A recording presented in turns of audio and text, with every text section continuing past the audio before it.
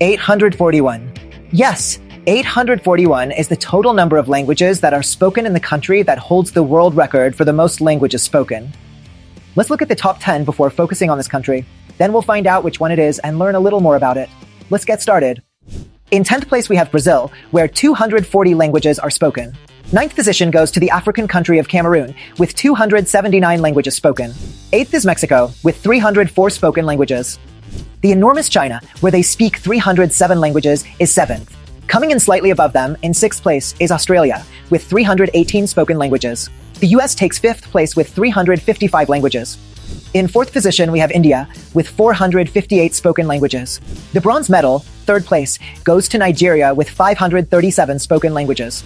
2nd place is awarded to Indonesia with approximately 720 spoken languages, and in 1st place, with 841 recognized and spoken languages, is Papua New Guinea in Oceania. But how is it possible for so many languages to be spoken inside the borders of one country? Well, for many reasons. Due to immigration, trade, and exchanges. In the case of New Guinea, it's also because of the topography of the territory, as it's very mountainous, and above all because it's made up of a large number of archipelagos, islands, and islets. Historically, this led to the development of different human groups or tribes, some of which now have fewer than 1,000 people, with each tribe speaking a specific language that other groups do not understand. Moreover, there may even be more than 841 spoken languages in Papua New Guinea because, although the official population of the country is around 9 million, estimates suggest that the actual number of inhabitants could be as high as 17 million. It's just that they're difficult to reach and census. So, you never know. Perhaps the number of languages will change in the future. That said, there are 3 official languages in the country: English, Tok Pisin, and Hirimotu. This is the fastest ambulance in the world, and it can reach speeds of up to 395 kilometers per hour. Now I realize it's a little different from the ambulances we're used to seeing. And that makes sense, because it's actually a supercar, a Lykan Hypersport, which has been converted into an ambulance vehicle and given the name the Hypersport Responder. But where is it to be found? Where is it in service? And most importantly, how much does it cost? This car can reach a top speed of 395 kilometers per hour and is part of the Dubai Healthcare Services emergency fleet.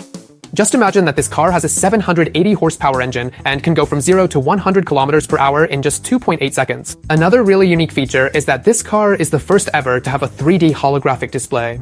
So that's why the car costs $3.2 million. The price is actually also thanks to a number of special features that the car has, some of the slight modifications that have been made to it, such as the fact that its headlights contain 440 small diamonds, or that its interior roof and finishes are gold-plated. Interestingly, I haven't been able to find any information regarding the medical equipment on board, so it is not clear if it's an ambulance for transporting people or for transporting organs.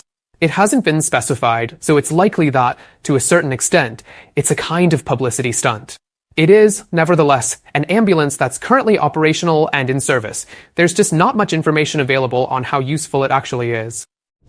The largest labyrinth in the world can be found in Italy, in the countryside near Parma.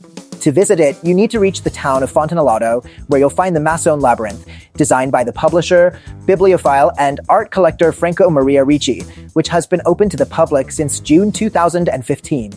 The labyrinth covers an area of 7 hectares and was created with over 300,000 bamboo plants of different species, ranging in height from 3 to 15 meters.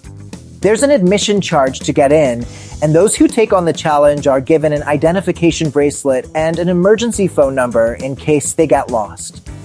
Making it to the center takes between 30 and 90 minutes, depending on your pace and whether or not you take heed of the maps that you'll find every so often along the way to help you complete your mission. At the center of the labyrinth, you'll find a beautiful square containing a number of red brick buildings, including a pyramid that houses a chapel. You can then continue on to visit a 5,000 square meter museum that houses about 500 works of art, ranging from the 16th century right through to the 20th century, by world-renowned artists such as Hayez and Antonio Ligabue.